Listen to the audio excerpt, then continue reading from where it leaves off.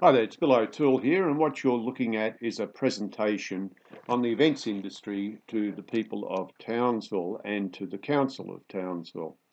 Townsville's a really interesting area.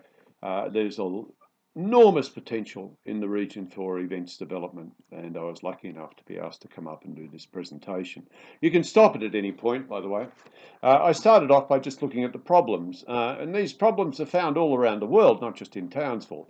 So the solutions are found all around the world, and that's what I was showing in this presentation. So the various countries where I've worked and developed events, I used as examples here. And of course, it's the outcome, it's the end product of an event that really drives it. And I'll talk about that in a second. Anyway, New Zealand was a fabulous example. They did this many years ago because it's such a long way from major population areas, and they developed a very interesting events development strategy. Another country was Saudi Arabia. I worked there for quite a while, and we developed over 450 events. This is an example of one. It's called the Food Festival, and it required just almost nothing to actually get that running. Dubai, you know about Dubai because of the shopping festival. I helped develop a number of events in Dubai. So what tools did I use for this? Well, these are high-level tools, and they're used in asset management. The first one is you don't just look at the event, the first event that's there. You look at an event from a long period of time, and if you stop there, you can see how an event develops over many years. Another one is ensuring that there's clear processes so that people who come up with the idea for an event can actually put it to council and see a clear process where they can get approved or helped to develop their events. Another one is decision criteria, and this is what the council should have because it's an incontestable way of assessing whether the event is a benefit to the people and financially beneficial, and you can stop that and have a look at it. In the middle, I just showed what the IFEA thought about events and what's happening in events around the world. Getting back to the asset management, we have a look at what's called the return on investment, and you can read about that in the book.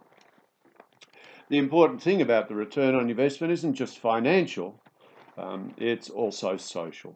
So to give an example of events development, I used one that's in Queensland. It was called the River Festival. It was a brilliantly developed event that grew over the years until they eventually got 1.2 million people coming to the event. They used a variety of things. They came up with ideas every year and constantly creative. And it was indeed a huge event. One of the more interesting things was, for example, sculpture underwater, where you went underwater to have a look at it. And this was a promotional thing. It was brilliant.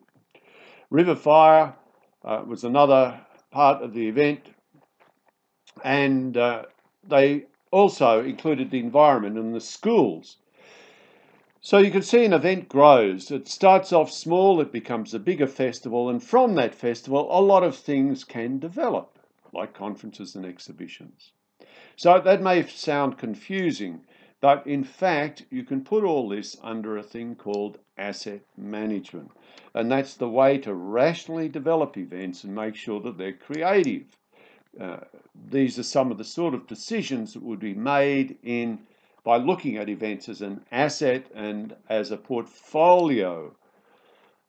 Not just one event, but a portfolio of events. So you can stop them when you like. Some of the things that are used, some of the tools that are used are fabulous because they do tell you the value of events. So not just the financial value, but the social value, and of course the brand value or the goodwill. Other tools include what's called the maturity model that you can have a look at, and also what's called competency, increasing competency, because it ultimately is based on how good people are at running events. So events have a gigantic return on investment, gigantic. Just ask Edinburgh or any one of the other cities. So there's more information that you can get from there. And thank you very much for listening. You're quite welcome to send me questions and I will answer them.